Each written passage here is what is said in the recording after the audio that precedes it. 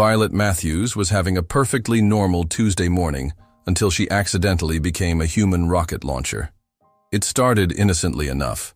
She was crouched in the rose garden of the Blackwood estate, her golden blonde hair tied back in a messy bun, trying to fix what appeared to be a sprinkler head that had clearly been installed by someone who'd never seen water before.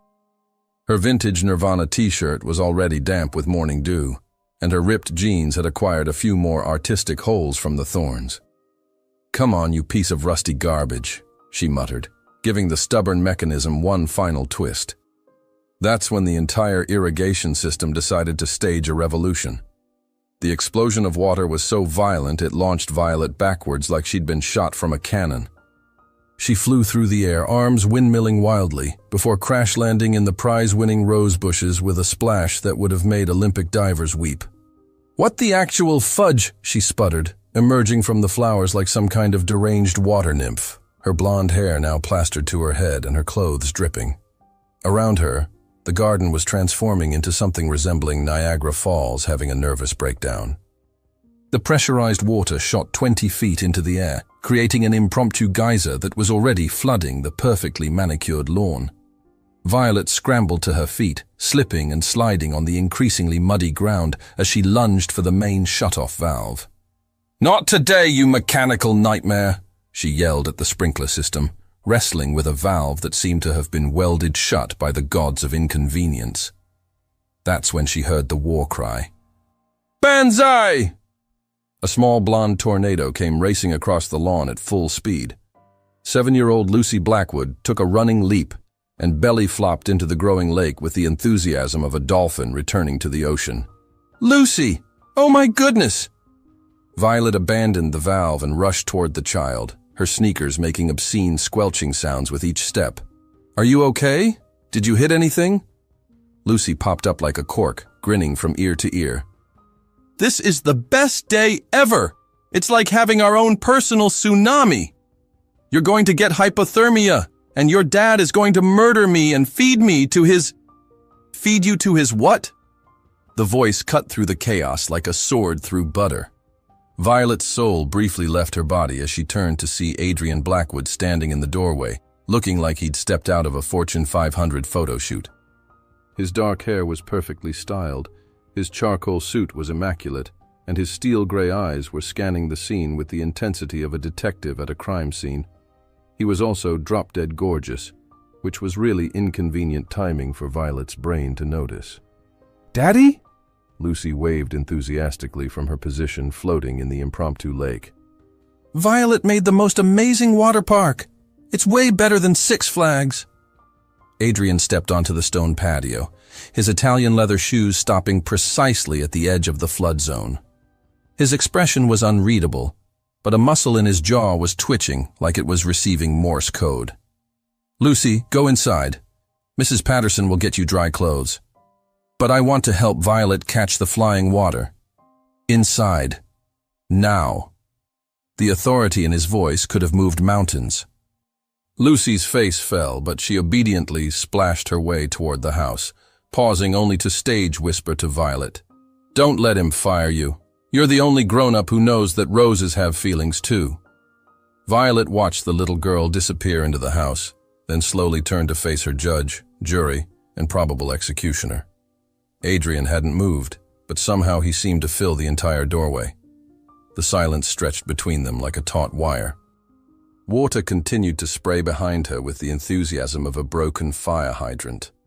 But Violet was acutely aware of how she must look, soaked, muddy, and standing in the wreckage of his garden like some kind of natural disaster with commitment issues.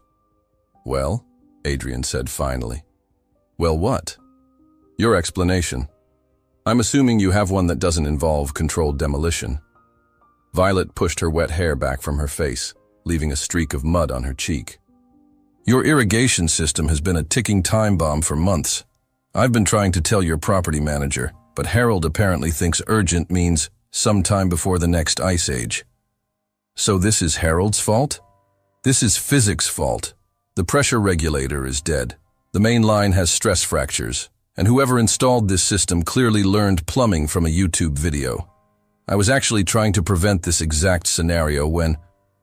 When you destroyed my garden. Something in his tone made her spine straighten.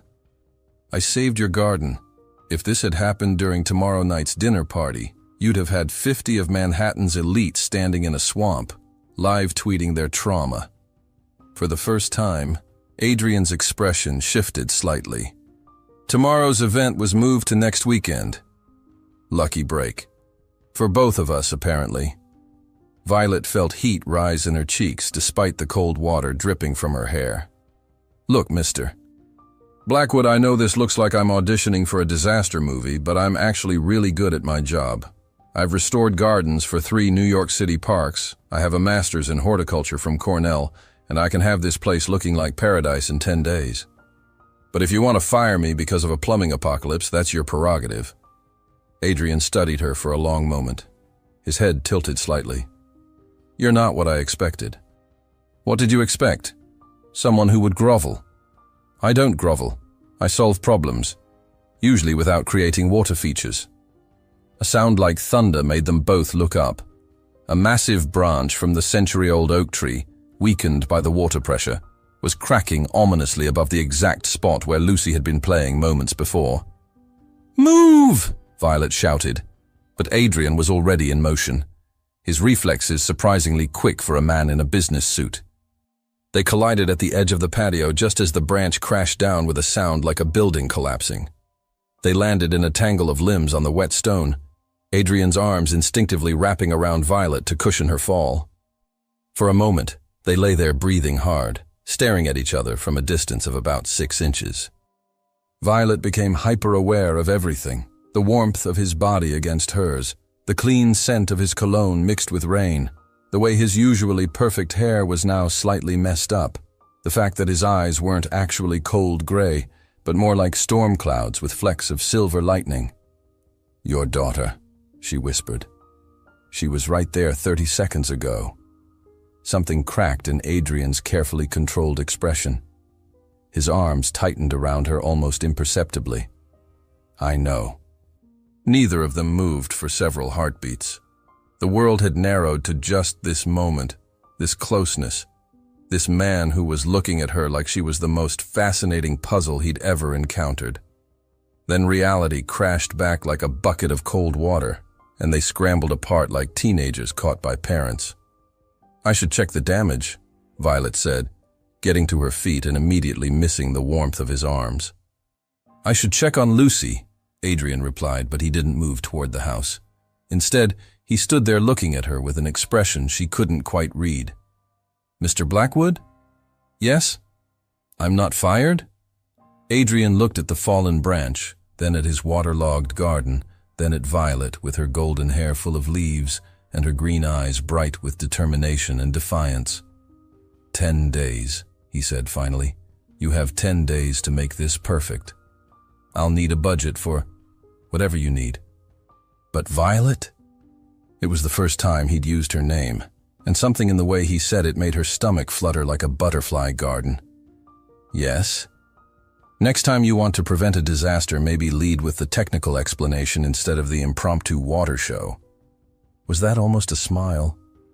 Violet couldn't be sure, but there was definitely something different in his expression. Something warmer, more human. I'll keep that in mind, she said, assuming there is a next time. There will be, Adrian said, then seemed surprised by his own certainty.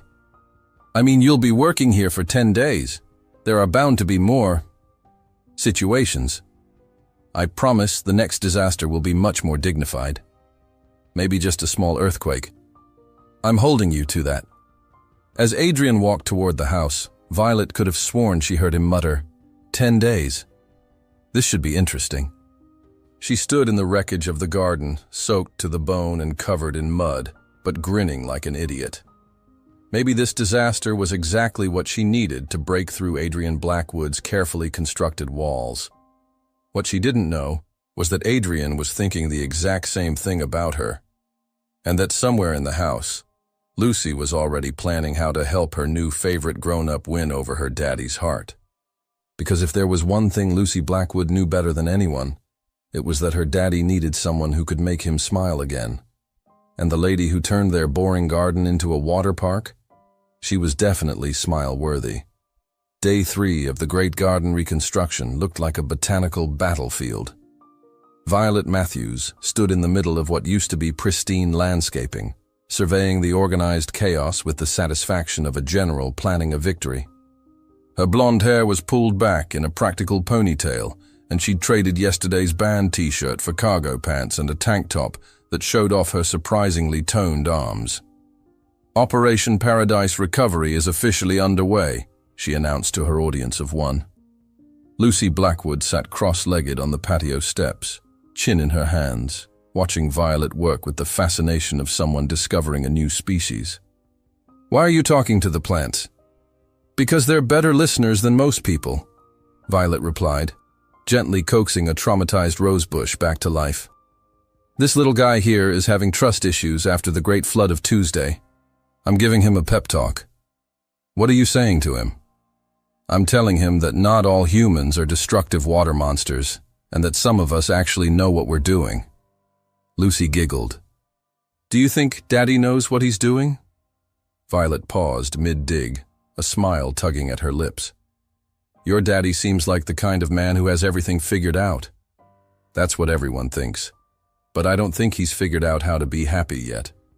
The simple honesty in the child's voice made Violet's chest tighten. She'd noticed it too, the way Adrian moved through his house like he was navigating a museum, careful not to disturb anything, including himself. "Maybe he just needs the right reason to smile," Violet said softly. "Like a really good joke? I know lots of jokes. Jokes are good, but sometimes grown-ups need different kinds of reasons." Before Lucy could ask what she meant, the sound of Italian leather on stone made them both look up. Adrian emerged from the house, adjusting his tie with military precision. Today's suit was navy blue, and it fit him like it had been crafted by angels with excellent taste in men's fashion. "Good morning," he said, his voice carefully neutral. "Morning, Mr. Blackwood," Violet replied, suddenly hyper-aware of the dirt under her fingernails and the way her tank top was sticking to her back. "Daddy, Violet was just telling Mr. Rosebush that not all humans are water monsters." Adrian's eyebrow climbed toward his hairline. "Mr. Rosebush?" "Every plant needs a name," Violet said defensively. "It helps them feel valued." "I see. And what did Mr. Rosebush have to say about that?" There was something in his tone, not quite mockery, but not quite sincerity either. Violet tilted her head, studying his face. "He said he's reserving judgment until he sees how the rest of the week goes." A wise policy. They stared at each other for a moment, and Violet could have sworn she saw the corner of his mouth twitch, almost like he was fighting a smile. "Daddy, can I help Violet plant the new flowers?" Lucy bounced to her feet. "She promised to teach me about butterfly bushes." "You have school, Lucy?" "But it's Saturday." Adrian blinked, and for the first time since Violet had met him, he looked genuinely caught off guard. "It's Saturday? Daddy, you forgot what day it is again." Lucy laughed, but there was something gentle in her voice, like she was used to taking care of her father in small ways.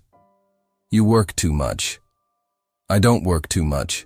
I work the appropriate amount." "On weekends?" Adrian opened his mouth, then closed it. Violet watched this exchange with growing fascination. The great Adrian Blackwood, master of his universe, had just been outmaneuvered by a 7-year-old. "I suppose I could work from home today," he said finally. "Or you could not work at all," Lucy suggested hopefully.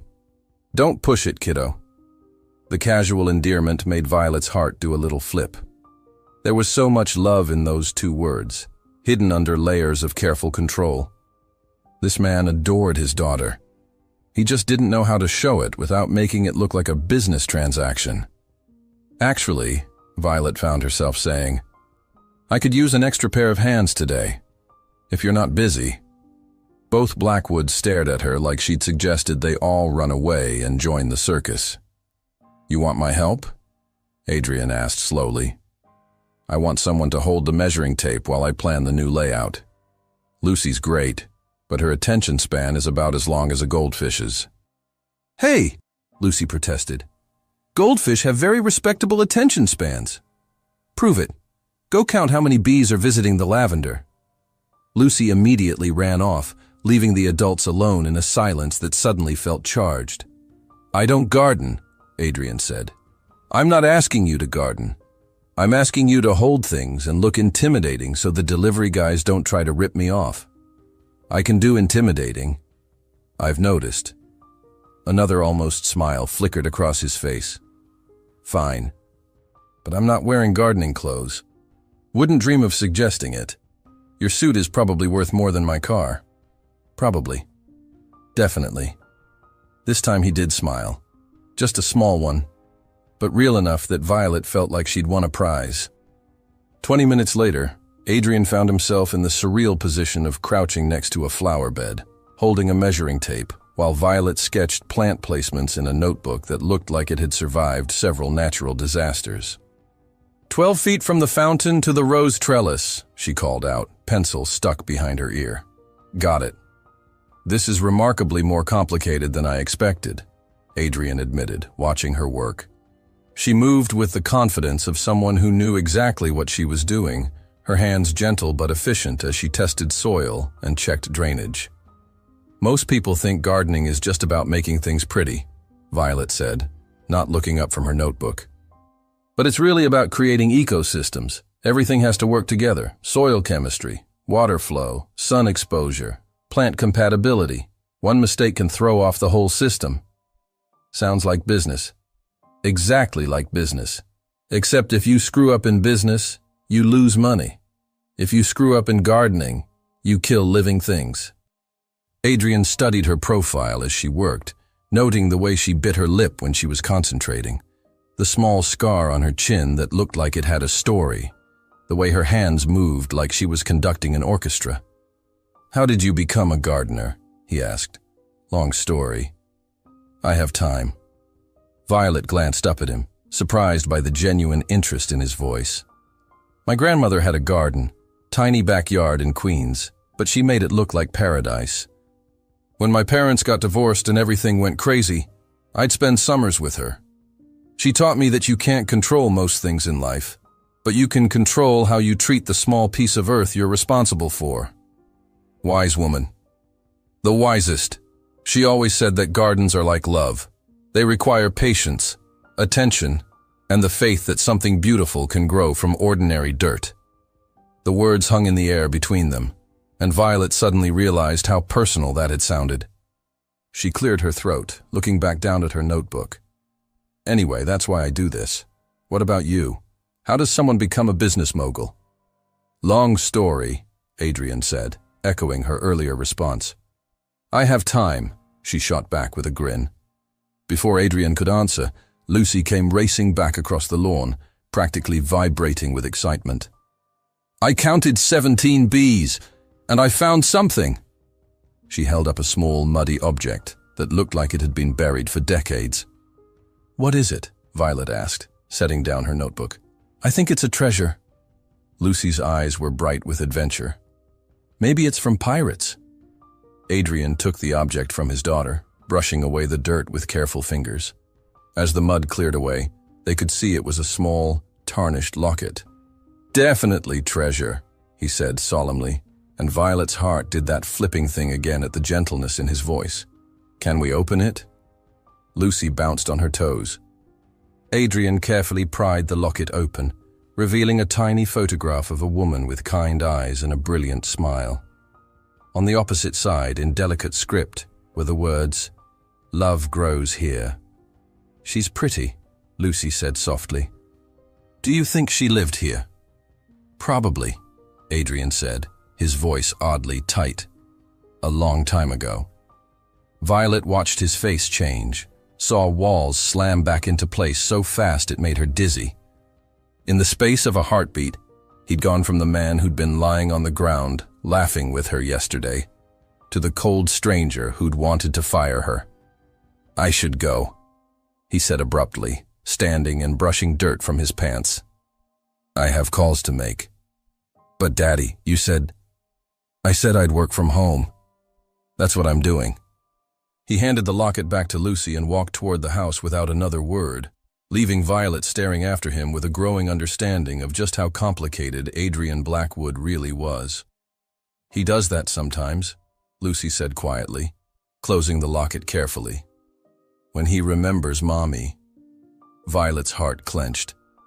Lucy, sweetie. It's okay. Mrs. Patterson says Daddy's heart is hurt, and hurt hearts need extra time to heal. But I think maybe his heart isn't hurt anymore. I think maybe he's just scared it might get hurt again. The insight from this 7-year-old was so profound that Violet had to blink back unexpected tears. You're a very smart little girl. I know. That's why I think you're going to be good for Daddy. Lucy. He smiled when he was talking to you. Like a real smile. He doesn't do that with other people. Before Violet could formulate a response to that bombshell, Lucy skipped off to examine a butterfly, leaving Violet alone with a measuring tape, a half-finished garden plan, and the sudden, terrifying realization that she was falling for a man whose heart was wrapped in more walls than a medieval castle. From somewhere inside the house, she could hear the low rumble of Adrian's voice on a phone call, all business and authority. But she kept thinking about the way he'd looked at the locket, the pain that had flickered across his features before the mask slammed back into place. Maybe Lucy was right. Maybe his heart wasn't hurt anymore. Maybe he was just scared. And maybe, if she was very careful and very patient, she could show him that some things were worth the risk. After all, as her grandmother always said, the most beautiful gardens grew in the most unlikely places. Violet's phone rang at 6:47 a.m. on Monday morning, jolting her from dreams of storm-gray eyes and almost smiles. She fumbled for the device, squinting at the caller ID. Adrian Blackwood. Hello? She croaked, her voice still thick with sleep. I need your help. No preamble, no pleasantries. Classic Adrian. Good morning to you too, sunshine. What's wrong? The New York Garden Society is coming for an emergency inspection today. My neighbor filed a complaint about property damage affecting the historic district. Violet sat up, suddenly wide awake. What time? 2 hours. 2 hours. She leaped out of bed, already mentally cataloging everything that needed to be done. Adrian, that's impossible. The garden looks like a war zone. I know. That's why I'm calling you. There was something in his voice, not quite desperation, but close enough to make her heart skip. Are you asking for my help or demanding it? A pause. I'm asking. Okay then. I'll be there in 20 minutes. Violet arrived at the Blackwood estate looking like she'd dressed in a tornado, hair in a messy bun, paint-stained jeans, and an oversized sweater that had seen better decades. Adrian met her at the door, and she was surprised to see him looking almost rumpled. His usually perfect hair was slightly messed, his tie was crooked, and there were actual worry lines around his eyes. You look terrible, she said. Thank you. That's exactly what my ego needed this morning. When's the last time you slept? Sleep is for people who don't have multi-million-dollar reputations on the line. Violet studied his face, noting the tension in his jaw, the way his hands were clenched at his sides. This wasn't just about the garden. This was about control, about maintaining the perfect image he'd built his entire life around. Adrian, she said softly, breathe. I don't have time to breathe. You always have time to breathe. It's kind of essential for living. Despite everything, his mouth quirked slightly. Is that your professional medical opinion, Dr. Matthews? That's my professional human being opinion. Now show me what we're working with. They walked through the garden together, Violet taking notes while Adrian pointed out what needed to be hidden, fixed, or miraculously transformed. The damage from the irrigation disaster was still evident everywhere. Muddy patches, displaced plants, and the gaping hole where the oak branch had fallen. We need a miracle, Adrian said, running his hands through his hair. We need a strategy, And coffee. Lots of coffee. I don't drink coffee. Violet stared at him like he'd announced he was actually an alien. How do you function? Very carefully, and with an alarming amount of green tea. That explains so much about your personality. Before Adrian could ask what that meant, Lucy came bounding out of the house in her school uniform, backpack bouncing. Violet! Daddy! Are we having an adventure? Not exactly, sweetheart, Adrian said. Some very important people are coming to look at the garden today. The mean people who complained about our water park? They're not mean, they're just particular. That's grown-up speak for mean, Lucy whispered loudly to Violet, who had to bite her lip to keep from laughing. Lucy, you need to get to school, Adrian said. But I want to help. I know where all the good hiding spots are. Violet knelt down to Lucy's level. You know what would really help? If you could draw me a map of the garden with all your secret places marked. I might need to know where to put emergency flowers.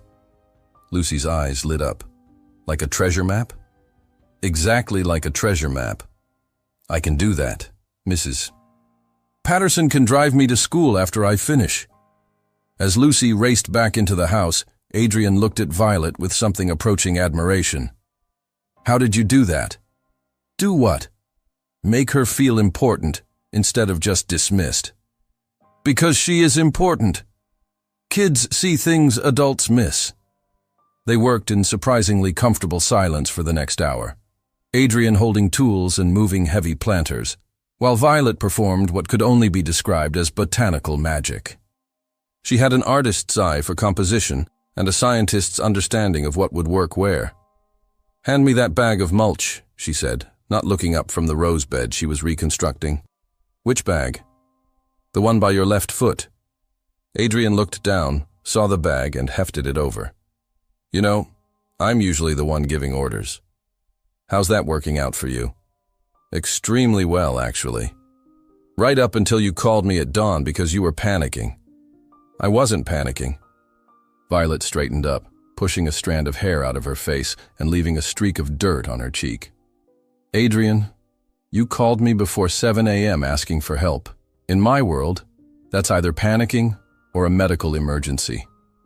In my world, that's efficiency. In your world, everything is efficiency. When's the last time you did something just because it was fun? The question seemed to catch him off guard. He opened his mouth, then closed it, frowning like she'd asked him to solve quantum physics. I don't remember, he said finally. The honesty in his voice made Violet's chest tighten. That's really sad, Adrian. It's practical. It's lonely.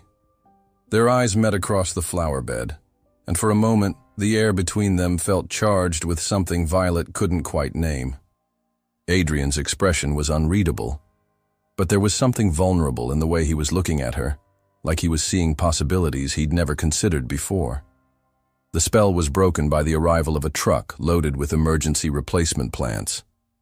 The next 2 hours passed in a blur of organized chaos, Violet directing traffic, while Adrian charmed delivery drivers and somehow managed to expedite everything that needed expediting. Watching him work was like watching a masterclass in controlled authority. He never raised his voice, never seemed flustered, but somehow bent the entire universe to his will through sheer force of personality. You're good at this, Violet said during a brief lull, gesturing at the transformed garden around them. At what? Making impossible things happen. It's my job. No, your job is running a company. This is something else. Adrian looked around at the garden, which had gone from disaster zone to something approaching presentable in record time. I don't like failing. Nobody likes failing, but most people accept that it's part of life. I'm not most people. I've noticed. At exactly 2 p.m., 3 very serious-looking people in very expensive suits arrived to inspect the garden. Violet watched from the kitchen window as Adrian transformed into his public persona. Charming, confident, absolutely in control. She couldn't hear what they were saying, but she could see Adrian gesturing elegantly at the landscaping, no doubt spinning the recent changes into some kind of planned improvement rather than emergency damage control. 20 minutes later, the inspection team left, and Adrian came back into the house looking like he'd aged a decade. "Well?" Violet asked. "We passed. Barely." "That's great." "Is it?" Adrian slumped against the kitchen counter, suddenly looking exhausted. "We passed because I lied about everything. The timeline, the planning, the budget. I told them this was all intentional. So it wasn't. None of this was planned. I'm completely out of control, and I hate being out of control." Violet studied his face, seeing past the perfect facade to the man underneath. Brilliant, driven, and absolutely terrified of not being perfect. "Adrian," she said gently, "being out of control isn't the end of the world. It is for me." "Why?" He was quiet for so long she thought he wasn't going to answer. When he finally spoke, his voice was barely above a whisper. "Because the last time I lost control, I lost everything that mattered." The pain in his voice was so raw it made Violet's heart ache. She wanted to ask about his wife, about what had happened, but something told her he wasn't ready for that conversation yet. Instead, she reached out and touched his arm gently. "You didn't lose everything. You still have Lucy. Lucy deserves better than a father who's forgotten how to be human. Lucy adores you. And you know what? You're more human than you think." "How do you figure that?" "Because someone who wasn't human wouldn't worry about being human enough for his daughter."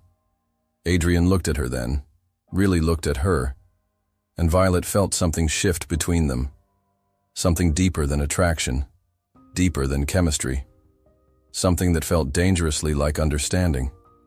"Thank you," he said quietly. "For today. For everything." "You're welcome." They stood there in the kitchen, the afternoon light streaming through the windows, and Violet realized she was in serious trouble. Because somewhere between the irrigation disaster and today's emergency, she'd stopped seeing Adrian Blackwood as just another client. She was seeing him as a man worth saving, and that was the most dangerous thing of all. Violet was elbow-deep in a stubborn hydrangea when she heard the click of heels on stone. She looked up to find a woman who belonged on the cover of Vogue, standing at the edge of the garden, looking like she'd rather be anywhere else on earth. "You must be the gardener," the woman said, her voice carrying the kind of practiced sweetness that usually preceded a knife in the back. Violet wiped her muddy hands on her jeans and stood up. "That's me. And you are?" "Stephanie Hartwell, Adrian's friend." The pause before friend was loaded with enough meaning to power a small city.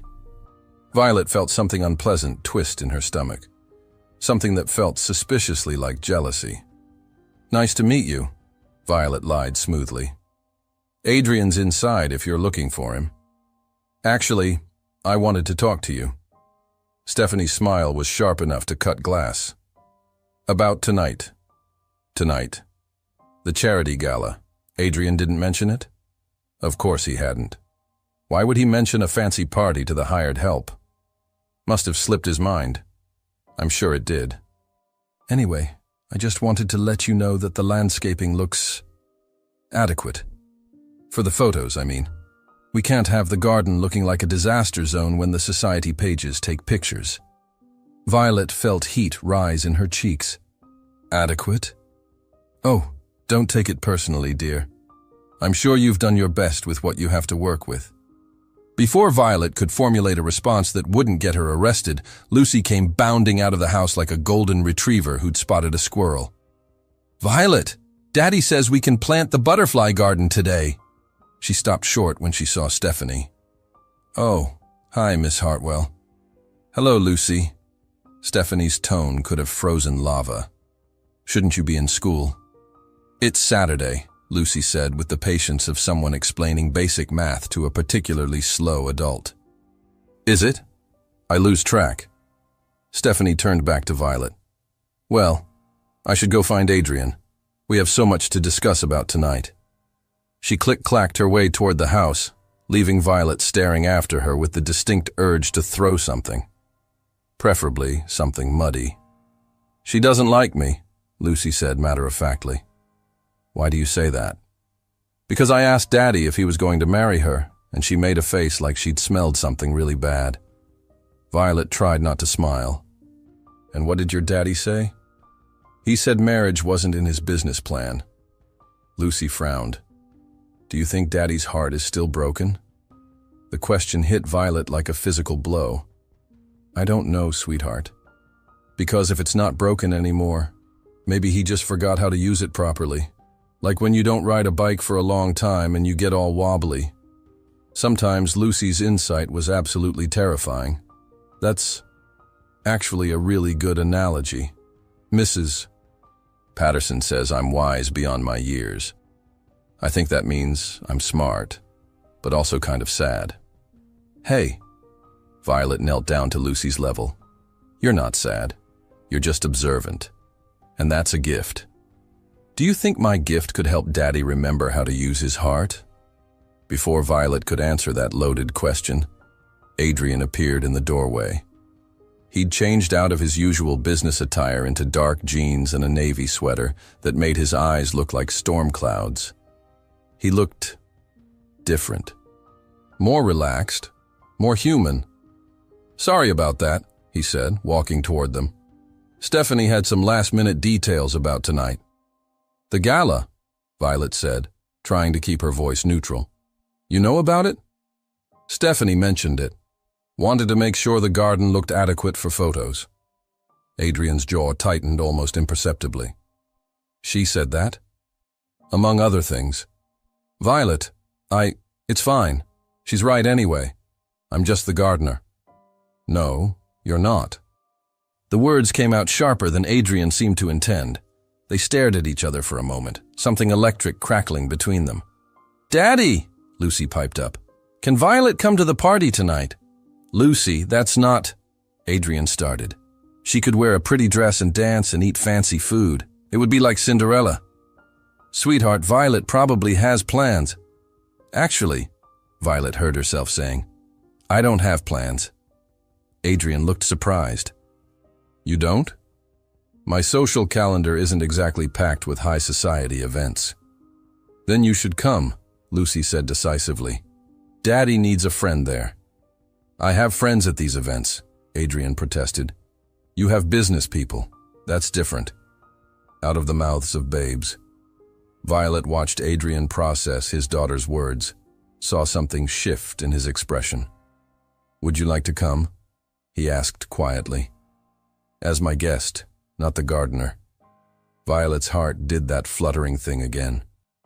I don't exactly have gala-appropriate attire. That's not a problem. Adrian, I can't let you. You saved my reputation yesterday. The least I can do is buy you a dress. 3 hours later, Violet found herself standing in front of a three-way mirror, wearing a dress that probably cost more than her car. It was midnight blue silk that flowed like water, with a neckline that was elegant without being scandalous. She barely recognized herself. You look beautiful, Adrian said from behind her, and she met his eyes in the mirror. I feel like I'm playing dress-up. You look like you belong. Do I?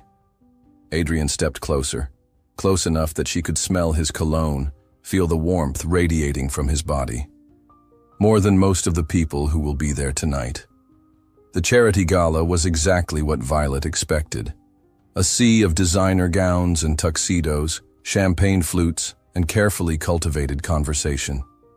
She felt like an anthropologist studying an alien species. Relax, Adrian murmured as they walked through the crowd. You're making my arm go numb. Violet realized she was gripping his elbow like a lifeline. Sorry. I've never been to anything like this. Neither had I the first time. When was that? When I was 12. My father thought it was important for me to understand the world I'd be entering.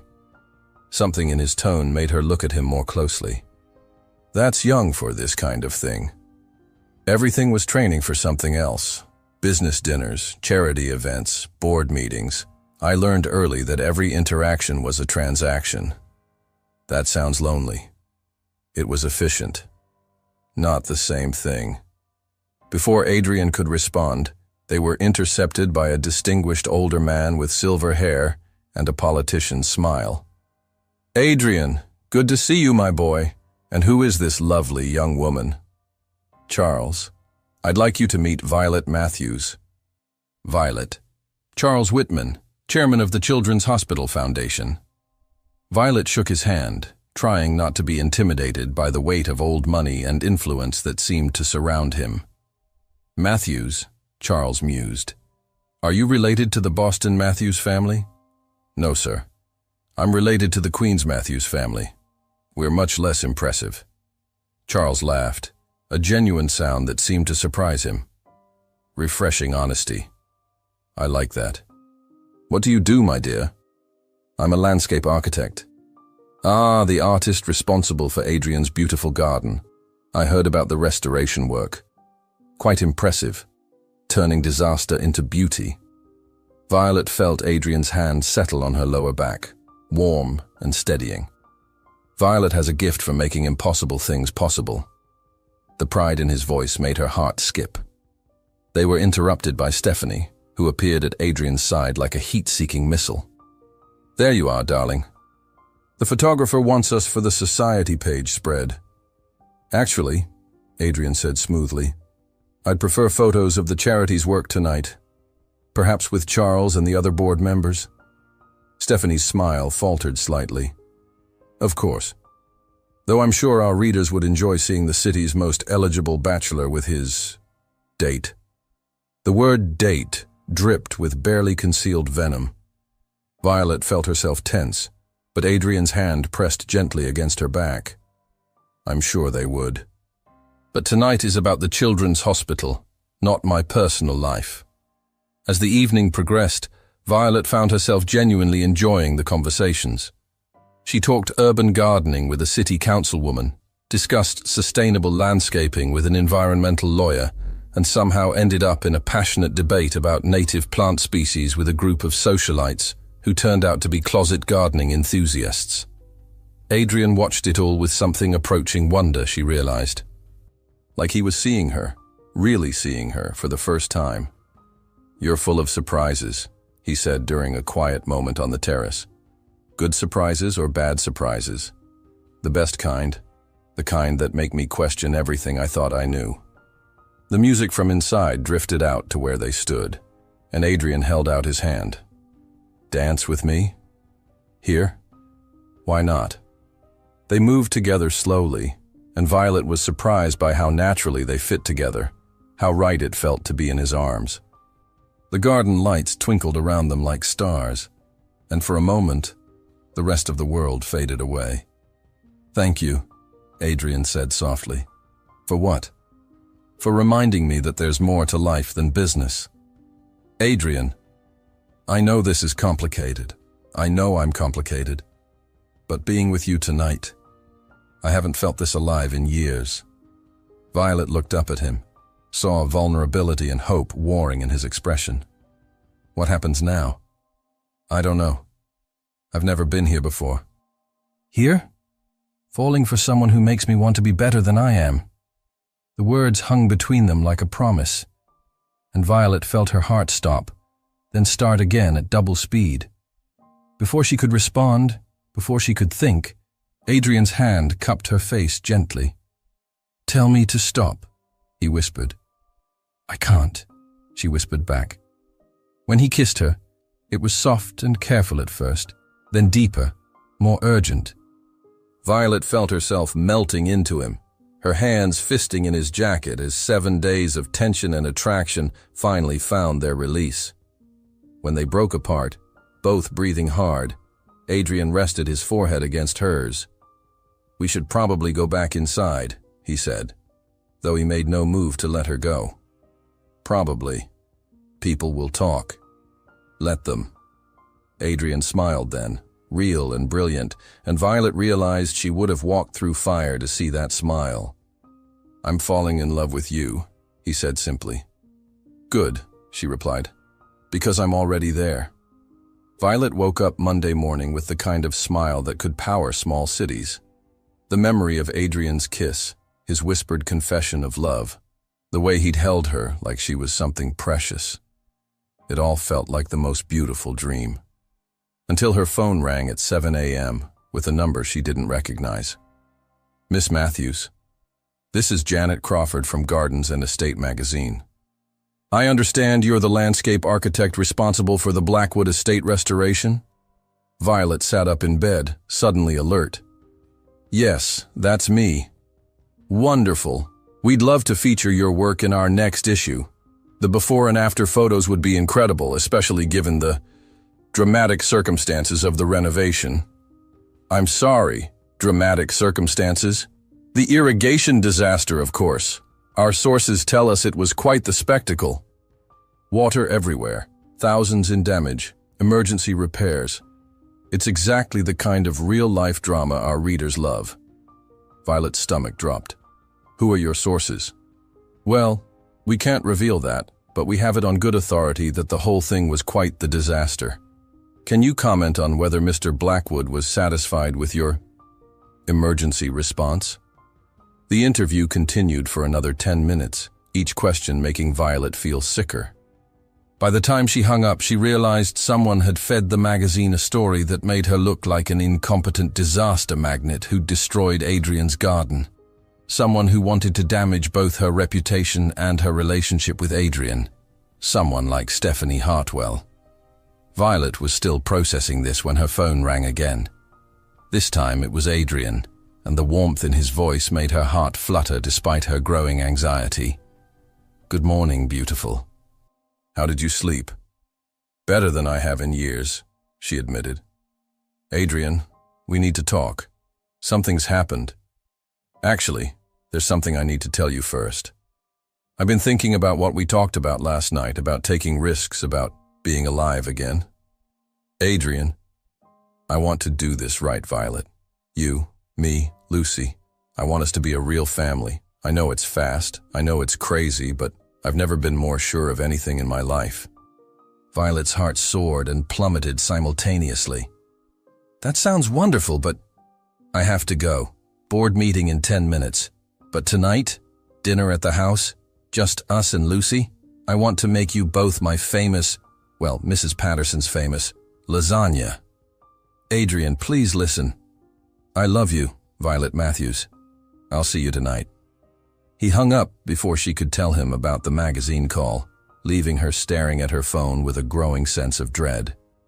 The feeling only got worse when she arrived at the estate and found a sleek black car in the driveway. Through the window, she could see Adrian in his study, gesturing animatedly while talking to two serious-looking people in expensive suits. "Daddy's been in there for an hour," Lucy said, appearing at Violet's elbow like a small, concerned ghost. "The people look angry. I'm sure it's just business, sweetheart." But even as she said it, Violet had a sinking feeling that she was wrong. 20 minutes later, Adrian emerged from the house looking like he'd aged a decade. His face was pale, his jaw set in a hard line, and when he looked at Violet, there was something cold and distant in his eyes. "Adrian? What's wrong?" "We need to talk." His voice was clipped, professional. "Privately." They walked to the far end of the garden, away from where Lucy was playing. Adrian stopped by the rose bushes, the same ones where they'd first met, where everything had started, and turned to face her. "I just had a very interesting conversation with my board of directors." "About what?" "About how my association with you is affecting the company's reputation. Apparently, there are rumors circulating about your professional competence." Violet felt like she'd been slapped. "Adrian, I can explain." "Can you? Because according to my sources, you've been giving interviews about how you destroyed my garden, how the whole irrigation disaster was preventable, how my property management was negligent." "That's not what happened. Someone called me this morning from a magazine, but I never said those things. I think someone is trying to..." "To what? Sabotage you? Why would anyone bother?" The dismissiveness in his tone cut deeper than any knife. This was the Adrian she'd first met. Cold, controlled, emotionally unavailable. The man who'd kissed her last night, who'd told her he loved her, had disappeared behind walls so high she couldn't even see the top. "Because someone doesn't want us together," she said quietly. "Us?" Adrian laughed, but there was no humor in it. "Violet, there is no us. There can't be. What are you talking about? Last night you said, last night I was caught up in the moment. But this morning, I remembered who I am and what I have to protect. You mean your reputation? I mean my daughter's future, my company, everything I've built. Violet stared at him, seeing the fear beneath the anger, the way his hands were clenched so tightly his knuckles were white. So you're going to throw away what we have because someone spread rumors? What we have? Adrian's voice rose slightly. What we have is a business arrangement. You're my employee, nothing more.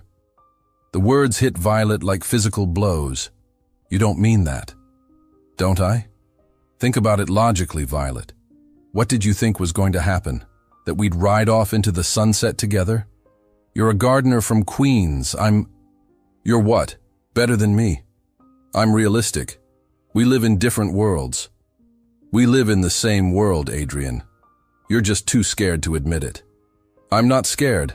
I'm practical. You're terrified. The words exploded out of her. You're so afraid of losing control, of being hurt again, that you're willing to destroy the best thing that's happened to you in years. The best thing that's happened to me is my daughter. Everything else is just distraction. Violet felt tears stinging her eyes but refused to let them fall. Is that what I am? A distraction? Adrian's jaw worked silently for a moment and she could see the war going on behind his eyes. For a second, she thought he might take it back, might remember what they'd shared. Instead, he said quietly, yes. The word hung between them like a death sentence. Violet nodded slowly, feeling something break inside her chest. I see. Well then, I guess there's nothing left to say except that your garden is finished. You won't be needing my services anymore. She turned to walk away, but Adrian's voice stopped her. Violet, wait. She looked back, hope fluttering weakly in her chest. Your final payment will be transferred today, along with a bonus for discretion. The hope died instantly, replaced by a fury so pure it took her breath away. Keep your money, Mr. Blackwood. I don't want anything from you. This time, when she walked away, he didn't call her back. Violet made it halfway to her truck before Lucy came running after her, tears streaming down her small face. Violet, wait! Where are you going? Violet knelt down, trying to compose herself. I have to go, sweetheart. My work here is done. But what about the butterfly garden? What about teaching me about flowers that attract hummingbirds? Your daddy can hire someone else to teach you those things. I don't want someone else. I want you. Lucy threw her arms around Violet's neck. Please don't leave. Daddy needs you. We both need you. Violet hugged the little girl tightly, breathing in her sweet scent, memorizing the feel of her small arms. Sometimes grown-ups make mistakes, Lucy. Sometimes they choose being safe over being happy. Then why can't we help them choose differently? If only it were that simple. Because some people have to figure it out for themselves. Lucy pulled back, studying Violet's face with those wise, too-old eyes. He's scared, isn't he? Because of what happened to Mommy. Violet's heart broke a little more. Yes, sweetie. I think he is. But you're not going to give up on him, are you? Because in all the best stories, the princess has to fight for the prince sometimes too. I'm not a princess, Lucy. Yes, you are. You're the princess who makes flowers grow and hearts smile. And Daddy's heart was starting to smile again when you were here. Violet kissed Lucy's forehead gently. You take care of your daddy, okay? And remember, you're the most important thing in his world. Never forget that. As Violet drove away from the Blackwood estate, for what she was sure was the last time, she caught a glimpse of Adrian in her rearview mirror. He was standing in the doorway, watching her go, and even from a distance, she could see the defeat in his posture. Maybe Lucy was right. Maybe in the best stories, sometimes the princess had to fight for the prince. But first, Violet had to figure out how to fight for herself. Because Adrian Blackwood had just reminded her of something she'd forgotten. In the real world, love wasn't always enough. Sometimes the prince was too afraid of his own heart to let anyone save him, and sometimes the princess had to walk away and hope that love would find a way. 3 weeks later, Violet was knee-deep in topsoil at a community garden in Brooklyn, trying to convince herself that her heart wasn't still shattered into a million pieces. The work was good, meaningful, helping kids learn to grow their own food, but every time she saw a rose or caught a whiff of expensive cologne, she thought of Adrian. She thought of him a lot. "Miss Violet," called 8-year-old Marcus, running up with dirt-streaked cheeks and a huge grin. "Look, my tomatoes are growing." Violet smiled, examining the tiny green shoots with appropriate enthusiasm. "They're beautiful, Marcus. You're going to have quite the harvest." "Can I take some home to my mom?" "That's the whole point, buddy." As Marcus ran back to his plot, Violet's phone buzzed. Unknown number, which usually meant telemarketers or bill collectors. She almost ignored it, but something made her answer. "Violet? It's Lucy." Violet's heart stopped. "Lucy? How did you get this number? Are you okay?" "I'm okay, but Daddy isn't. He's really sad, Violet. Like really, really sad. Sweetheart, you shouldn't be calling me. If your father finds out..." "He won't. He's at work. He's always at work now. He doesn't smile anymore, and he forgot how to laugh, and yesterday I found him staring at the garden looking like he might cry."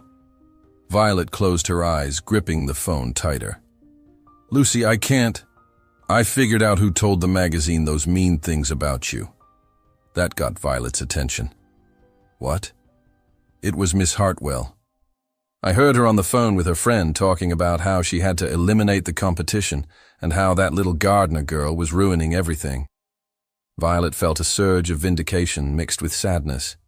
She'd been right about Stephanie, but it didn't matter now. Adrian had made his choice. "Lucy, even if that's true, it doesn't change anything." "But it does. Don't you see? Daddy was tricked. He doesn't know the truth. He chose not to believe me when I tried to tell him. Because he was scared. Mrs. Patterson says men get really stupid when they're scared." Despite everything, Violet found herself smiling. "Mrs. Patterson sounds very wise." "She is. She also says Daddy's been moping around the house like a lovesick teenager, which is gross but also kind of romantic." "Lucy, there's going to be a party here tomorrow night, a big fancy one for Daddy's company, and I have a plan." "Oh no." "Oh yes, I need you to come to the party." "Absolutely not." "Please, Violet, just hear me out." 20 minutes later, Violet hung up the phone with a plan so crazy it might actually work. Or get her arrested. It was a 50-50 chance. The next evening, Violet stood outside the Blackwood estate wearing her best dress, which was saying very little, and holding a clipboard like a shield. The garden was lit with hundreds of twinkling lights, and guests in formal attire wandered among the flower beds she'd designed. Her flower beds. Her garden. Her heart. "Excuse me, miss, are you on the list?" A security guard approached her with professional suspicion. "I'm from Gardens and Estate magazine," Violet said, praying her voice sounded more confident than she felt. "I'm here to cover the event for our social pages." It wasn't technically a lie. The magazine had called her 6 more times asking for comments. The guard checked his list, frowned, then spoke into his radio. A moment later, he nodded. "Go ahead. But stay with the designated areas." Violet made her way through the crowd, marveling at how different the garden looked, filled with elegant people instead of mud and chaos. She spotted Adrian immediately. He was holding court near the fountain, surrounded by important-looking people hanging on his every word. He looked gorgeous in his black tuxedo. But Lucy was right. There was something missing from his face. The warmth, the almost smiles she'd grown to love. He looked like a beautiful statue of himself. Well, well, look what the cat dragged in. Violet turned to find Stephanie Hartwell approaching, resplendent in silver and malice. "Stephanie, you look shiny. What are you doing here? I thought Adrian made it clear that your services were no longer required." "Just admiring the garden. It really is beautiful, isn't it? Amazing what can grow when it's given the right conditions. Stephanie's eyes narrowed. Some things aren't meant to grow in certain soil. They're better off where they belong. You know what I've learned about gardens, Stephanie? The most beautiful flowers are often the ones that grow in spite of people trying to destroy them. Before Stephanie could respond, a small hand slipped into Violet's. "Violet, you came!" Lucy appeared at her side, looking angelic in a white dress and absolutely nothing like someone who'd masterminded this entire evening. "Lucy, what are you doing here? Shouldn't you be in bed? It's a special occasion. Daddy said I could stay up late and meet all his important friends." Lucy's smile was pure innocence. "Have you met Miss Hartwell? She's been Daddy's friend for a long time." "We've met," Violet said dryly. "Miss Hartwell, did you know that Violet made our garden the most beautiful one in the whole city? Daddy says she has magic hands." Stephanie's smile was sharp enough to cut glass. "How lovely. Though I heard there was some sort of incident. Water damage?" "Oh, that!" Lucy waved dismissively. "That was just an accident with the old sprinklers, but Violet fixed everything and made it even better. She's like a garden superhero." "A superhero?" Stephanie repeated, her tone suggesting she thought Lucy might be mentally impaired. "Speaking of which," Lucy continued with the persistence of a small, well-dressed bulldozer, "I should introduce Violet to Daddy. He'll want to see how pretty she looks tonight." Before either woman could object, Lucy was dragging Violet toward the fountain where Adrian stood.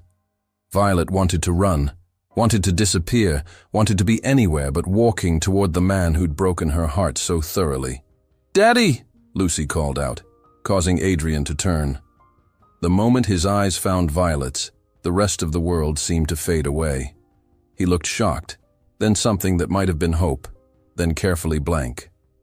"Violet." His voice was carefully neutral, but she caught the slight tremor in it. "Adrian." She lifted her chin, channeling every ounce of dignity she possessed. "Your garden looks beautiful tonight." "It should. You designed it." The simple acknowledgement hit her like a physical blow. Around them, she was vaguely aware of people listening, sensing drama. "Daddy!" Lucy piped up with Academy Award-worthy innocence. "Maybe you should show Violet the butterfly garden. She'd love to see how the flowers she planted are doing." "Lucy, I don't think I'd like to see it," Violet heard herself saying. "If you don't mind."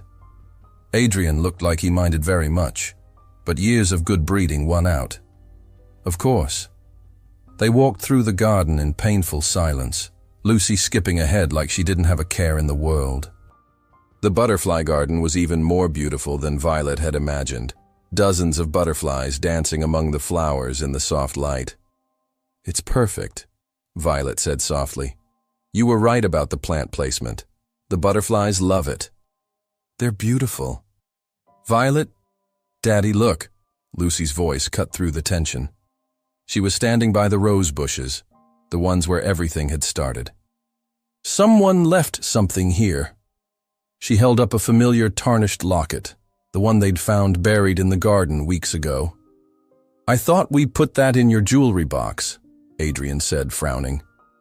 "We did, but I brought it out here tonight because I thought maybe it wanted to be in the garden where it belonged." Lucy opened the locket, revealing the photo and the inscription. "Love grows here."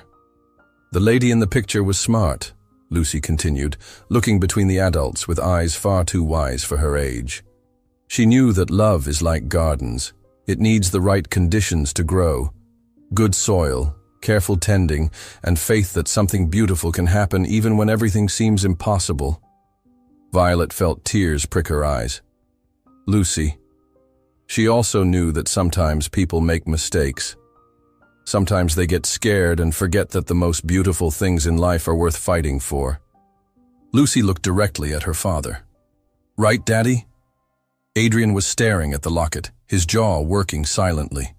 When he finally looked up, his eyes were bright with unshed tears. "Right," he said quietly.